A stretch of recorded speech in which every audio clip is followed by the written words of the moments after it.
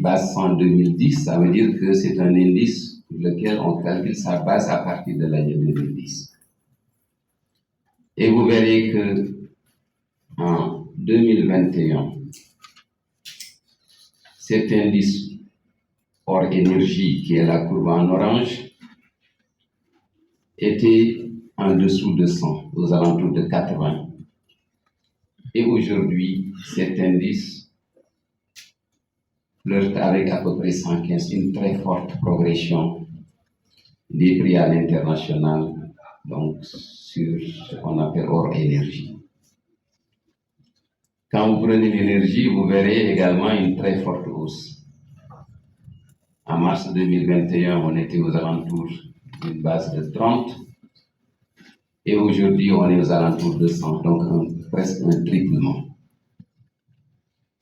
Quand vous prenez la composante alimentaire, vous remarquerez que nous flirtons avec une base 120. Et si le graphique reculait, on verrait qu'en 2020, on était largement en dessous de 100. Ce contexte international, le Sénégal est une économie connectée. Le monde est un monde désormais avec l'économie libérale. Il y a forcément une diffusion des prix extérieurs sur les prix intérieurs. Le second graphique qui vous est projeté, nous en venons maintenant au cas du Sénégal.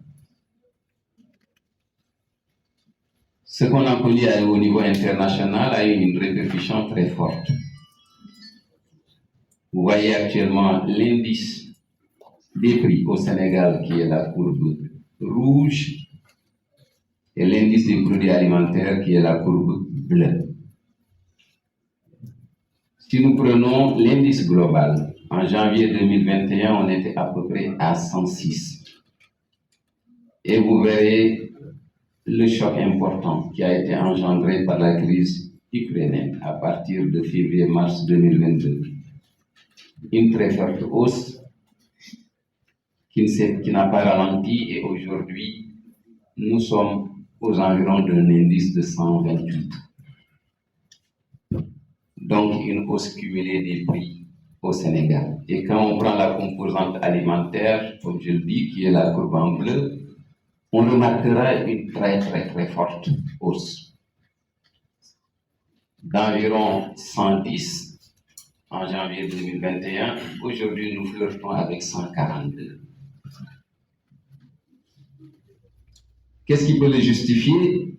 C'est parce que dans le tableau qui suit, qui est également un tableau tenu par la NSD, vous avez sur la première colonne ce qu'on appelle les fonctions, c'est-à-dire ce qui peut plus ou moins, on peut considérer un ménage ordinaire, sa consommation. Le poids dans l'indice, c'est le pourcentage que ça occupe. Donc le total fait 10 000. Si vous prenez les produits alimentaires et boissons non alcoolisées, ça fait environ 50% de poids dans la consommation des ménages. Le second poste le plus important, c'est le logement, le numéro 4, avec à peu près 12%. Donc 50% pour l'alimentation, 12% pour le logement. Le poste qui suit, c'est les articles de l'habillement et des chaussures qui comptent à peu près pour 7%. Le transport pour à peu près 6%. Si nous prenons la composante alimentaire, vous verrez que sur un glissement annuel, nous sommes à 2,5% de hausse. Ce que cela veut signifier, ça veut dire qu'il y a encore la pression sur les prix, mais elle a ralenti au cours des 12 derniers mois. Et au cours des 3 derniers mois, on est même arrivé donc à un repli. Et ce qu'il faut retenir, c'est que le panier de la ménagère, comme on le dit de façon technique, au Sénégal, 50%, c'est des dépenses alimentaires, 12% ce sont des dépenses de logement. On viendra tout à l'heure donc pour qu'on sache comment nous avons ciblé. Alors, pourquoi ce qui se passe sur l'alimentaire peut avoir une répercussion importante sur le coût de la vie, c'est le graphique qui suit. Et c'est tout cela qui justifie le fait que le projet, le nouveau régime du président Diomaye Faye et du Premier ministre Ousmane Sonko, ce projet insiste beaucoup sur la souveraineté alimentaire. Si vous regardez la courbe en bleu, donc comme la courbe en orange, je pense que ça donne l'allure un peu de ce que nous connaissons. Peut-être qu'on peut venir sur la courbe suivante, sur la composition des importations de produits alimentaires. C'est parce que fondamentalement au Sénégal, nous importons l'essentiel de nos produits de consommation courante. Que ce soit l'alimentaire, que ce soit le pétrolier. Si nous prenons l'alimentaire, en 2017, les importations faisaient 683 milliards. En 2022, on est à presque 1100 milliards. Et comme nous l'avons montré, les prix à l'international sont des prix qui augmentent, qui ont fortement augmenté pour les chocs qu'on connaît. Et l'essentiel de ce que nous faisons, nous l'importons. Donc, dans un tel contexte, l'État du Sénégal s'est attelé à réduire l'impact sur le niveau de vie des populations de ces chocs externes. Et ce sont des chocs qui affectent tous les pays du monde, tous les pays du monde. Le président de la République et le Premier ministre le disent, le répètent que le peuple sénégalais a fait des sacrifices énormes pour l'avènement de ce nouveau régime. Et donc nous avons l'obligation, au niveau et du président de la République et du gouvernement, de rendre hommage à ce peuple en l'aidant à supporter ce coût de la vie. Mais si nous disons cela, la présence du ministre des Finances à ce point de presse est très significative, c'est que les marges sont quasi inexistantes.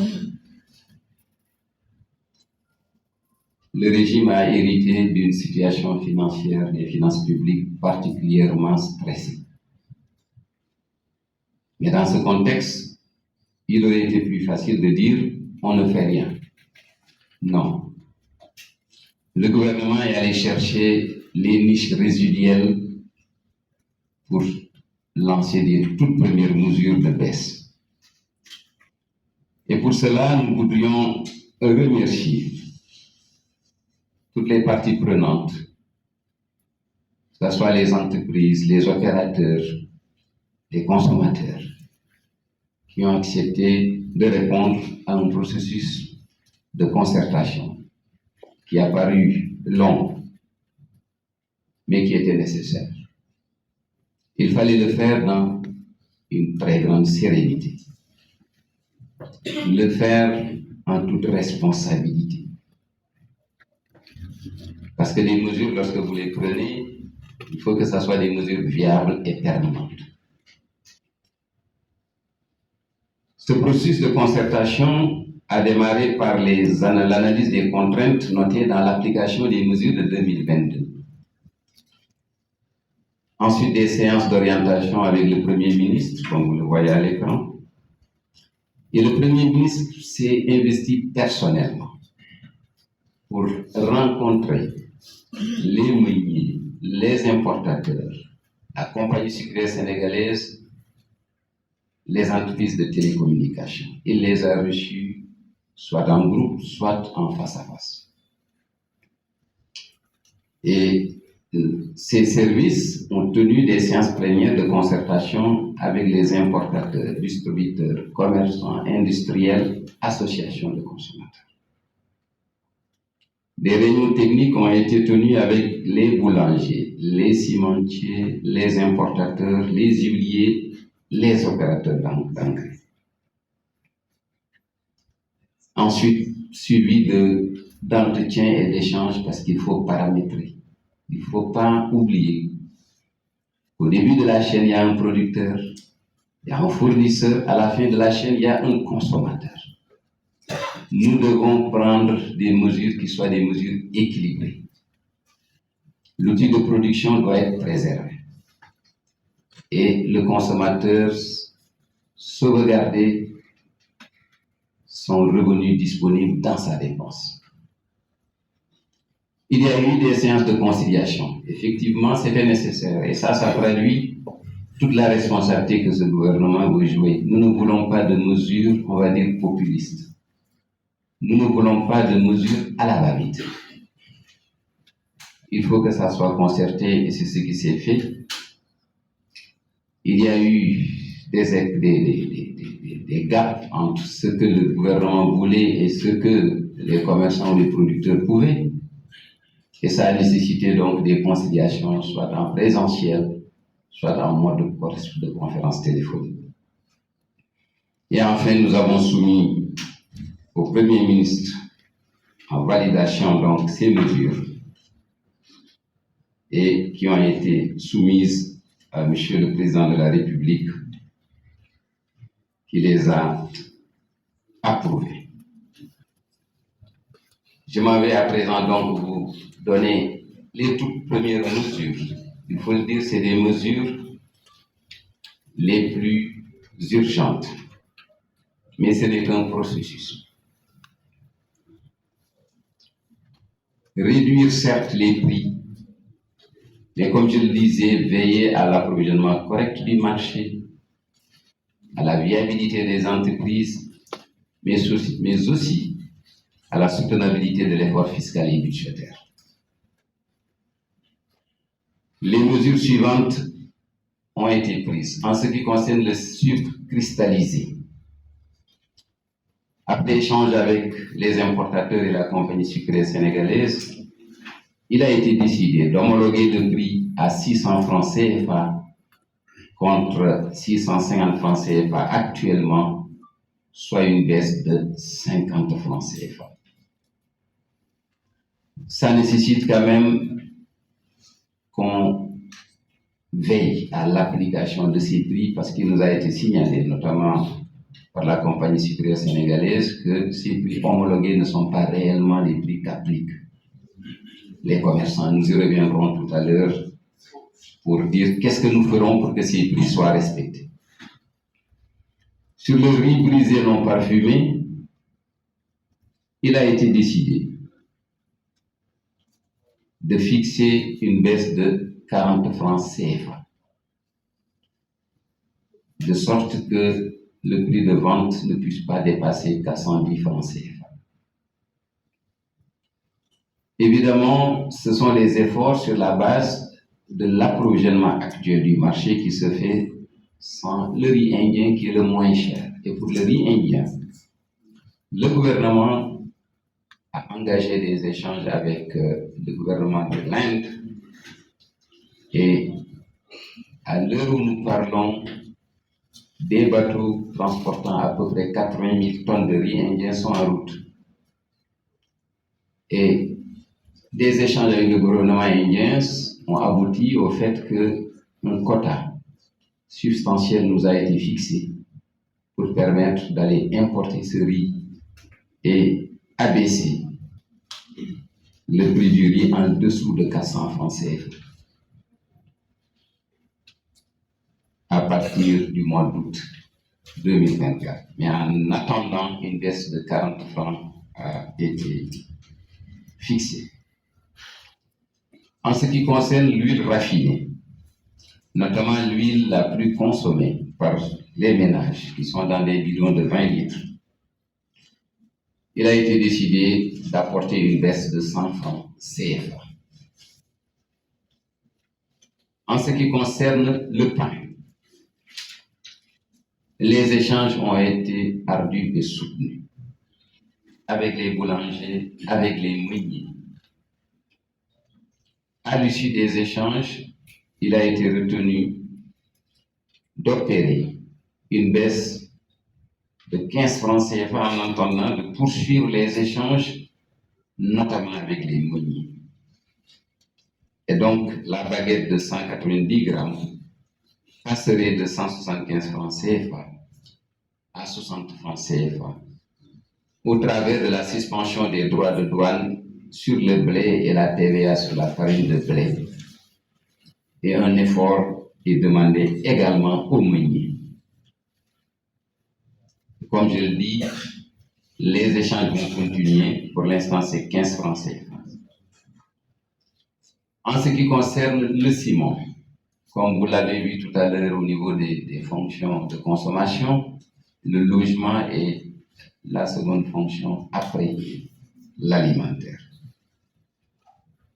Il a été décidé par le président de la République que le ciment à base d'habitation, il y avait une taxe parafiscale de 2000 francs CFA qui devait aider à constituer une enveloppe pour le logement social. En attendant que ce programme qui s'appelait 100 000 logements soit redesigné, cette parafiscalité de 2000 francs CFA a été suspendue, mais de façon ciblée. Ça ne s'appliquera qu'au ciment à usage d'habitation et donc les grandes entreprises devront continuer à acquitter cette taxe. Voilà pour ce qui concerne, on peut dire, les mesures immédiates directes. D'autres mesures ont été prises. Comme on le disait, le logement est le point essentiel. Le gouvernement, le président de la République, a décidé de faciliter l'accès au logement en affectant notamment le foncier de Moulkat dont vous avez entendu parler tout à l'heure et tout autre site, de les affecter à des promoteurs pour leur mise en valeur et aboutir très rapidement à la mise en œuvre du programme d'accès facilité à un logement. L'autre aspect, c'est le digital, qui n'est pas un produit de consommation, on va dire, anodin. Il a été remarqué que ça pèse énormément dans le budget des ménages, notamment pour les données mobiles. Les trois opérateurs ont répondu à l'appel de l'État pour une baisse des coûts d'accès. Les nouvelles offres de coûts d'Internet et de voix profiteront aux consommateurs, surtout à ceux qui achètent des forfaits au détail. Donc la Sonatel a déjà annoncé la baisse après échange avec le gouvernement sur la 5G. Viser en tout cas des petites bourses pour que les données mobiles puissent être moins pesantes dans le budget de consommation des ménages. Un autre élément qui cette fois-ci est directement orienté vers le monde rural, ce sont les engrais. Cette année, et le ministre de l'Agriculture tout à l'heure pourra y revenir, dès la prise de fonction du gouvernement qui a coïncidé avec la période de préparation de la campagne agricole, nous sommes allés rapidement dans une dynamique d'assurer l'accès à des intrants à des prix maîtrisés. En moins de 2 mois, nous avons pu garantir un recul de 22% du prix des engrais des paysans et je pense que ce matin, certains de vos médias en ont parlé. Là également, c'est un effort à saluer parce que quand on parle de coût de la vie, n'oublions jamais le monde rural qui nourrit le monde citadin. Parallèlement, des échanges ont eu lieu sur les volumes d'engrais minéral qui ont pu être collectés, qui ont pu être mis à la disposition des paysans. Au total, les paysans ont bénéficié d'une économie de 7,5 milliards sur l'approvisionnement en engrais, sans qu'on ait eu la possibilité d'approfondir l'analyse. C'est simplement en amenant les éléments de transparence à la surface. Lancer un appel d'offres, ce qui a permis tout de suite d'avoir une baisse de 22%. Cela veut simplement dire, et on y reviendra, que sur tous les produits de consommation, les grands produits de consommation courante, il y a des marges que le gouvernement va aller rechercher.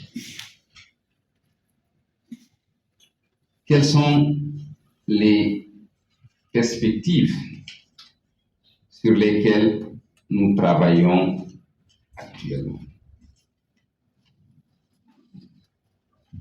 Il y a d'abord les mesures d'accompagnement de ce que nous venons d'annoncer. Nous devons revenir à une régulation et une maîtrise des prix. Ce qui se passe sur les prix ne traduit pas simplement un prix, disons, d'acquisition, mais il y a parfois de la spéculation ou bien des marges particulièrement élevées qui sont appliquées.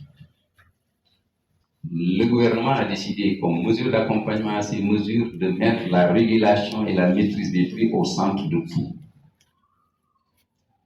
Par le renforcement du contrôle économique. Mais en cela, nous faisons un appel aux citoyens pour qu'ils soient des acteurs de la surveillance du respect des prix homologués. Je le signalais tout à l'heure. Pour assurer cette régulation, le gouvernement va revenir au système des magasins témoins dans toutes les localités. Des magasins témoins vont être mis en place en impliquant les jeunes et les femmes.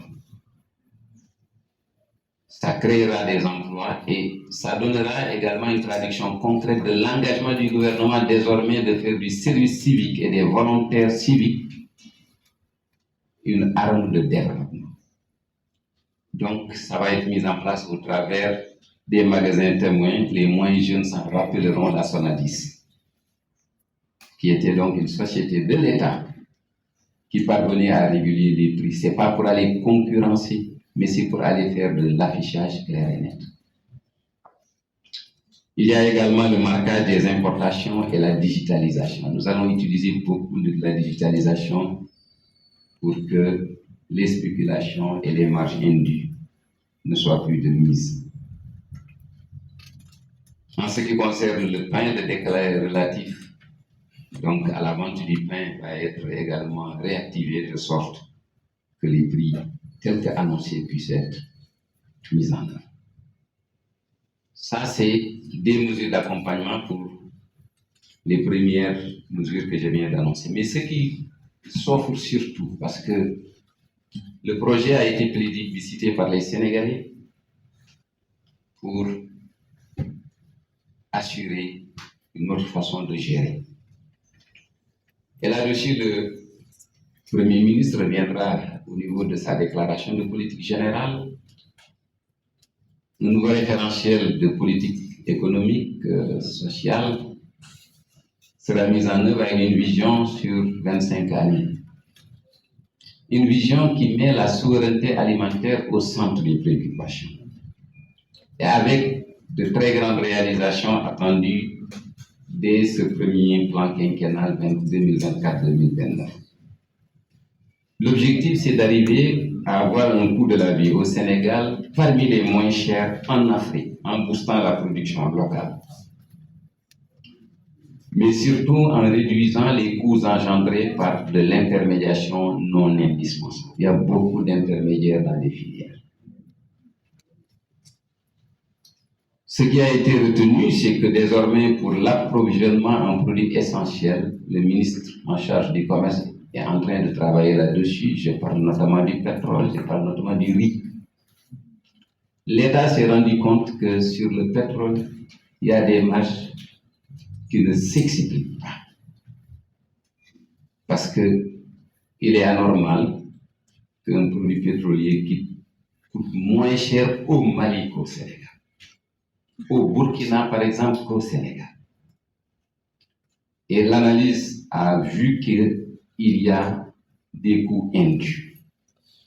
Et donc l'État va s'engager dans des appels d'offres. On l'a fait pour l'engrais, ça a réussi. On le fera pour tous les produits de grande consommation et qui peuvent avoir un impact sur le coût de la vie.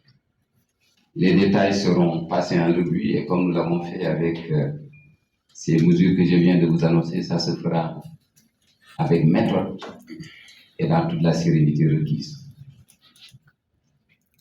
Il a été également décidé que les commerçants qui sont particulièrement actifs dans le négoce puissent quand même commencer à aller investir la production. ou en tout cas la commercialisation des produits qui sont localement disponibles à travers surtout les aménagements qui ont été faits. Donc, désormais, ce sera concerté et ça a été décidé. La délivrance des déclarations d'importation de produits alimentaires sera conditionnée à une implication dans la production et ou la commercialisation de produits alimentaires cultivés localement.